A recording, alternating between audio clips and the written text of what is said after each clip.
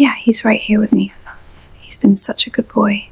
Bramble had not left the top of the basement stairs in 11 minutes when my phone buzzed in my back pocket with a text from my husband that was 3 sentences long and that I read twice before I understood what I was looking at. Whatever you do, do not open the basement door. I am driving back from the airport now. I am 40 minutes out. Stay upstairs. Do not go down there. I will explain when I get home. I had been standing in my own kitchen, in my own house, in a small town in central Pennsylvania, at 4:11 on a Thursday afternoon, holding a load of laundry and trying to get to the basement to put it in the washer. My dog, Bramble, who was a 62-pound shepherd mix I had rescued 5 years earlier, had positioned himself at the top of the basement stairs 10 minutes earlier and had not let me past him. He had not been showing me his teeth. He had not been barking. He had been doing something I had not seen him do in 5 years, which was to plant his body sideways in front of the basement door and to lean against my leg every time I tried to step around him, and to make a low, rolling sound in his chest that was not a growl and not a whine, and that was something in between, something I did not have a name for. I had been annoyed. I had been thinking about the laundry. I had been thinking about the fact that I had a video call at 4:30, and that I had wanted the washer running before the call started. I had been about to step over him. Then my phone had buzzed. Then I had read the text. Then I had read it again. My husband had been on a business trip in Cleveland since Sunday. He had been scheduled to fly home Friday evening. He was not supposed to be driving back from any airport on a Thursday afternoon at 4:11. Hit subscribe. Drop your city in the comments.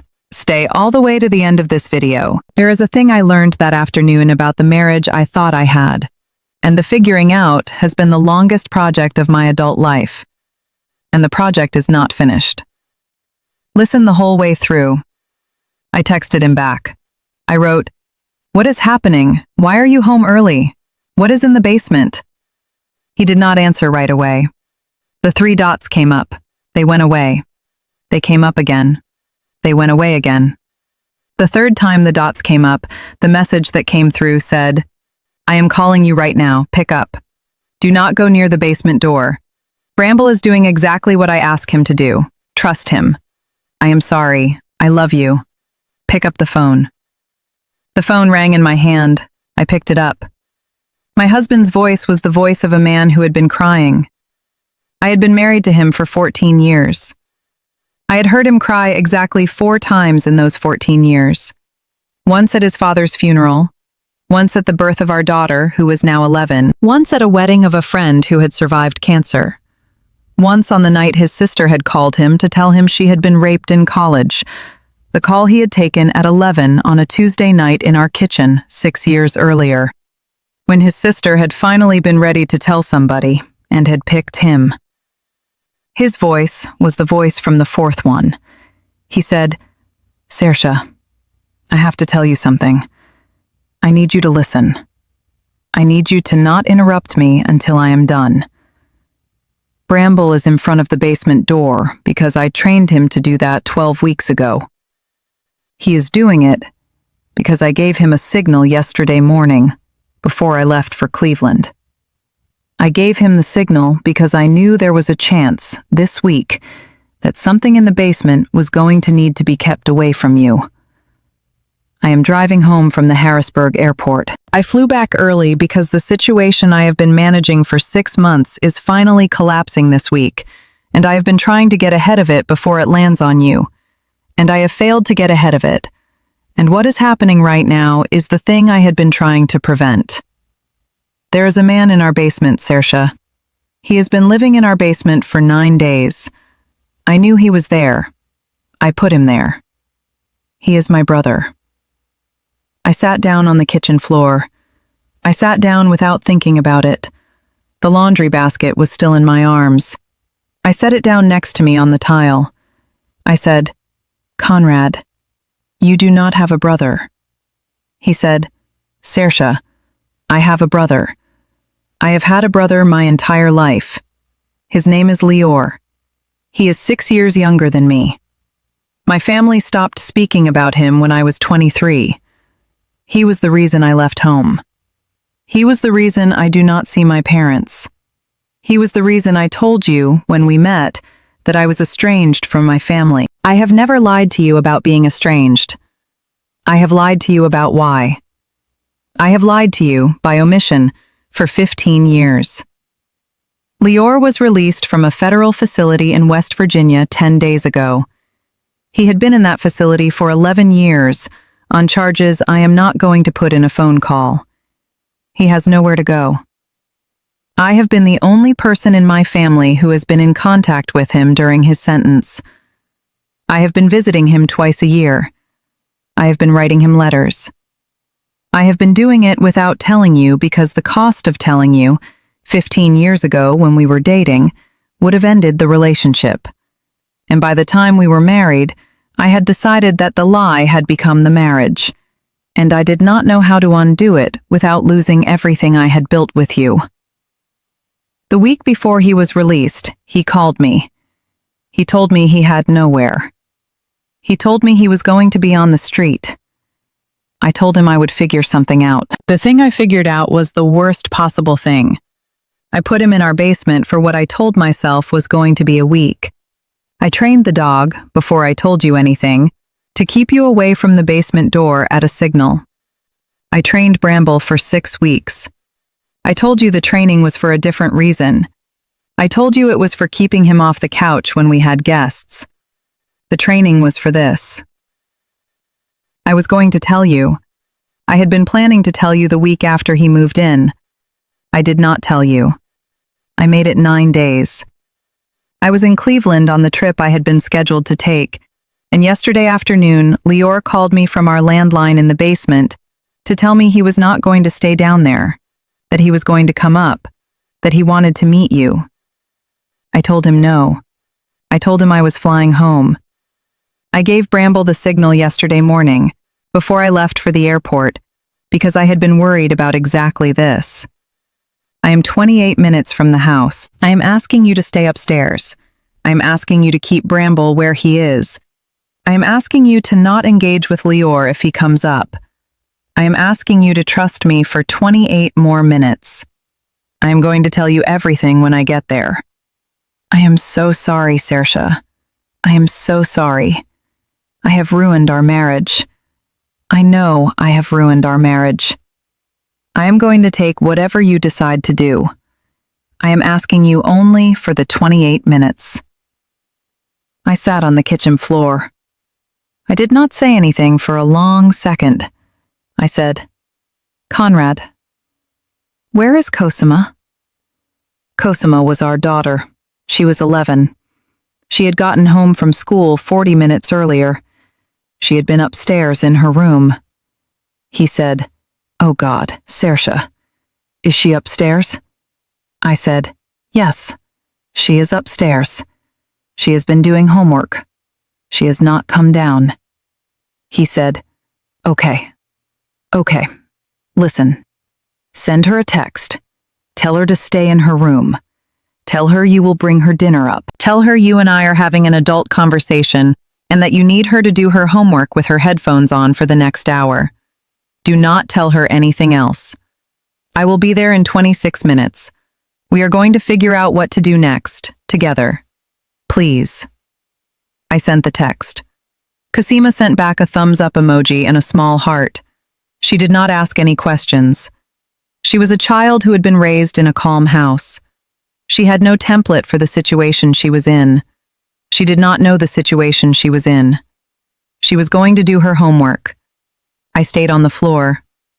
Bramble had not moved from the top of the basement stairs. He was watching me from across the kitchen. He was holding his position. He was, by his own dog math, doing his job. I said, "Conrad, stay on the phone with me. Do not hang up. Drive faster." He said, I am driving. I am not hanging up. I am here." I sat on the kitchen floor with a phone against my ear for 26 minutes, while my husband drove on Interstate 81 toward our house, and while my dog stood guard at the top of a basement staircase that contained a man I had not known existed, and while my daughter did her math homework in a room above me, with no idea that anything was happening, and while I tried to figure out what my life was. I want to skip ahead, because the next several hours are not the part of this story I am going to put in a video. I will tell you what happened in the broad strokes. Conrad arrived at 4:48. He came in through the front door. He came straight to me on the kitchen floor. He sat down on the floor with me. He put his hand on the floor between us, not on me, because he understood, in the way he understood things, that I might not want to be touched. He told me, in detail, what I had not known about his brother and his family for 15 years. Lior had been the reason Conrad's family had fractured when Conrad was a young man. Lior had done things, as a teenager and a young adult, that I am not going to describe. The things were the kind of things for which the federal system gives a person 11 years. The things had been done to people who were not in our family. The things had not been done to children, which was the first question I asked, because it was the question that had been forming in my body for 26 minutes while I had been thinking about Cosima in her bedroom upstairs. Conrad swore to me that the things had not been done to children. He told me what they had been. I am not going to repeat them. I will say that they had involved violence, and that they had involved an adult, and that the adult had survived, and that the survival had been the thing that had let the sentence be 11 years and not longer. Conrad's family had decided, after Lior's conviction, that they were going to act as if Lior had never existed. They had stopped speaking his name. They had taken his pictures down from their walls. They had told friends, when asked, that they had only ever had one son. Conrad had refused to participate. Conrad had left his family at 23 and had built a life that did not include them. He had also, secretly, kept a small thread to Lior because he had decided, on his own, in a way he had never told me, that Lior was a person, and that nobody, no matter what they had done, deserved to be erased by their own family. Conrad had been carrying this for 15 years. He had been carrying it alone. He had been carrying it in the silence between us, in the space where my husband's family was supposed to be in our marriage and was not. I want to tell you about the next 48 hours, because the next 48 hours were when I learned something I had not known about my own marriage. I did not yell at Conrad. I did not cry in front of him until much later. I did not, in the moment, make any of the decisions a person might be expected to make. What I did was the thing I had been trained, by 21 years of working as a hospital chaplain, to do in the worst moments of other people's lives. I went into the calm I had been using on other people's worst days for 2 decades. The calm came on without my asking it to. The calm was the version of me that handled crises. The calm was the version of me my husband had married. And the calm was the version of me that, in the moment we needed it most, became the version of me that handled my own. I told Conrad to stay upstairs. I told him to go to Cosima's room and to sit with her and to keep her there. I told him to lock our bedroom door from the inside, the door that connected our upstairs hallway to the rest of the house, because we had a small barrier system in the house from when Cosima had been a toddler and we had been keeping her out of certain rooms. I told him that I was going to go talk to Lior. He said, "Saoirse, no, you cannot." I said, "Conrad, I have spent 21 years sitting in rooms with men who have done things they have not forgiven themselves for. I have spent more hours with violent men, dying men, broken men, ashamed men, than you have spent with any of them combined. I am not afraid of your brother. I am not going to be afraid of your brother. Your brother is a man who has spent 11 years in a federal facility, who has been released into a world that does not have a place for him, who is hiding in our basement because his own family will not look at him.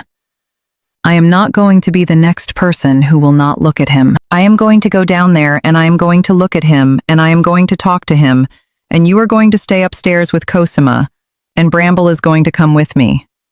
Bramble was trained to keep me away from him. Bramble can also, by Conrad math, be retrained to do the opposite. I am taking the dog. I am going down. I will be back up in an hour. I took Bramble with me. I gave Bramble the command to release the door. Conrad had to give Bramble the actual release signal because Bramble had been trained to listen to it from Conrad. Conrad gave it. Bramble looked at Conrad. Bramble looked at me. Bramble walked down the stairs ahead of me because he had decided, by his own internal math, that if I was going down, he was going first. The man in the basement was 33 years old. He had been sitting on the small couch in our finished basement for 9 days. He had been eating food Conrad had brought down to him before the Cleveland trip. He had been using the half bath we had installed 2 years earlier. He had been watching the small television that had been down there since we had moved in. He had been sleeping on the couch under a blanket I recognized as one I had owned for 19 years. He looked up when I came down the stairs. He had the same eyes as my husband. He said, "Oh." I said, "Lior, my name is Saoirse. I am Conrad's wife. I am the person whose house you have been living in for 9 days. I am also a hospital chaplain. I have been one for 21 years. I have sat in rooms with a lot of men. I am going to sit with you now. I am going to ask you some questions. I am going to listen to your answers. After we talk, we are going to figure out together what is happening next." Conrad is upstairs. Cosima, our daughter, is in her room. They are both safe. You are also safe. Bramble is going to sit between us because Bramble has been trained to keep you away from me, and Bramble is going to do his job, and I respect Bramble's training. Will you talk to me? Lior was quiet for a long second. He said, "I do not know what to say." I said, "That is okay, we have time. Start anywhere." We talked for 2 hours and 10 minutes. I am not going to tell you what we talked about. The conversation is his and it is mine, and it does not belong in a video. I will tell you what I came away from it understanding.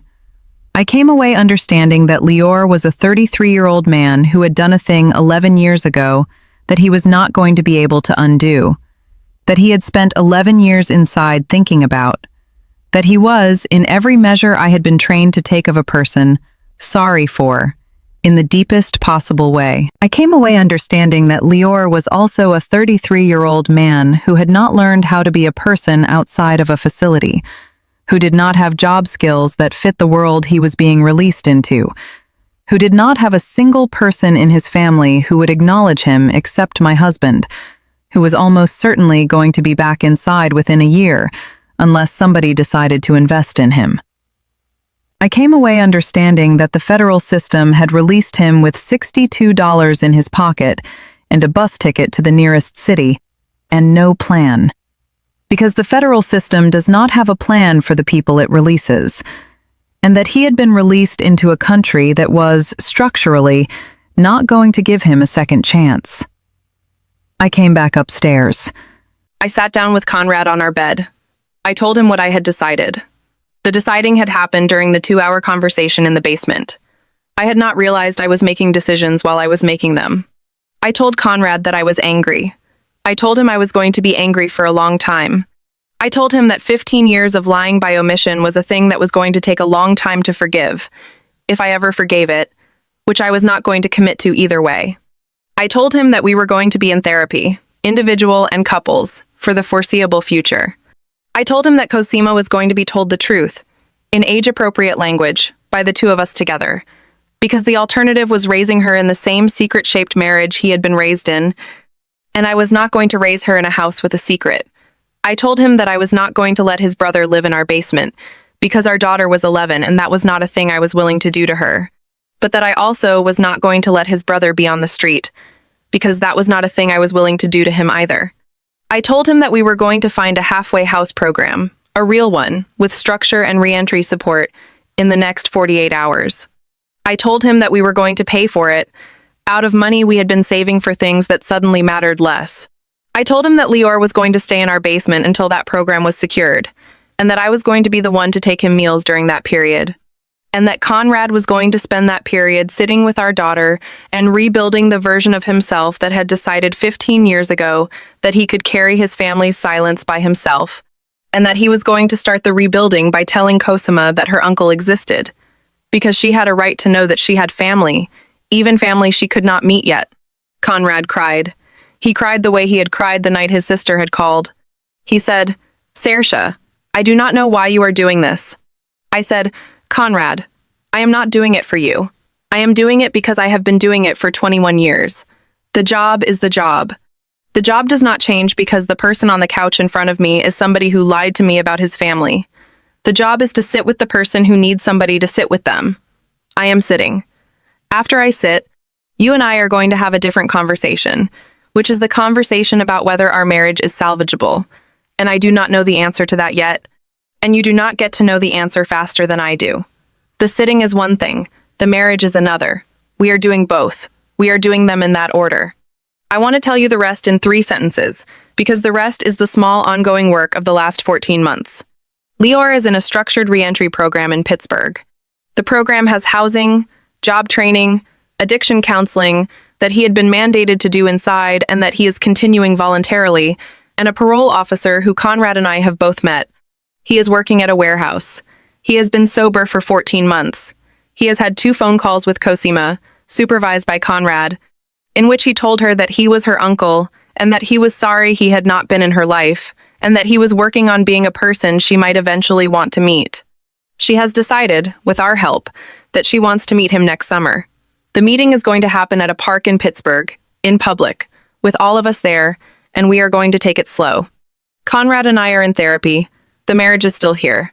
The marriage is also still under construction, in a way I would not have predicted, in a way that has involved both of us learning things about each other that we did not have language for during the first 14 years. The marriage may or may not be the marriage we end up with. The being here of it, for now, is the work. Bramble is asleep on the floor next to my desk. He still walks to the top of the basement stairs when he hears certain sounds. The basement is empty now. He goes anyway. He has been trained, and the training is not going to unwind. I have stopped trying to redirect him. I have decided that letting him do the thing he was trained to do, in an empty basement, is a way of honoring the dog he is. He goes, he stands, he waits, he comes back. I tell him he is a good boy. He is a very good boy.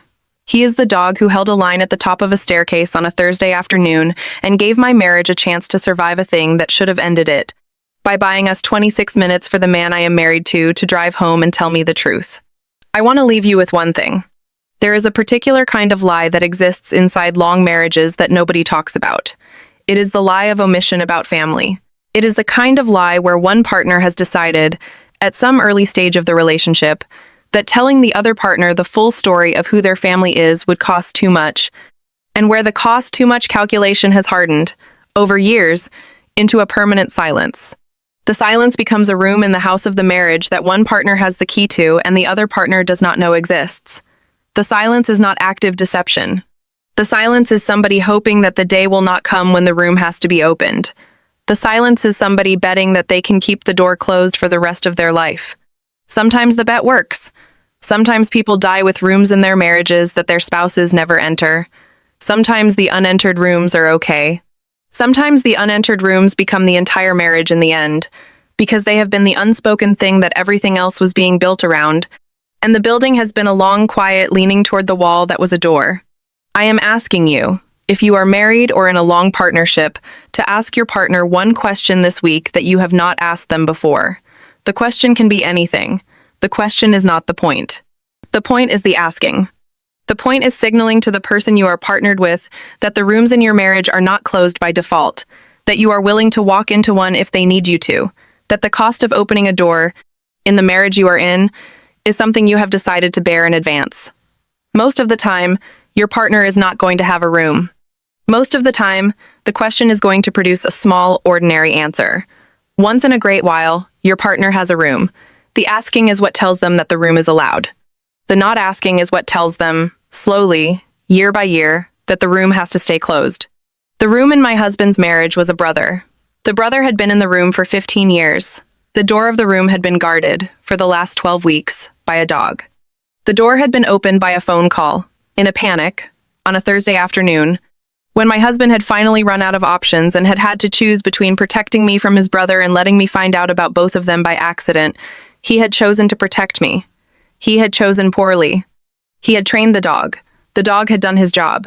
The job had bought us 26 minutes. The 26 minutes had been enough.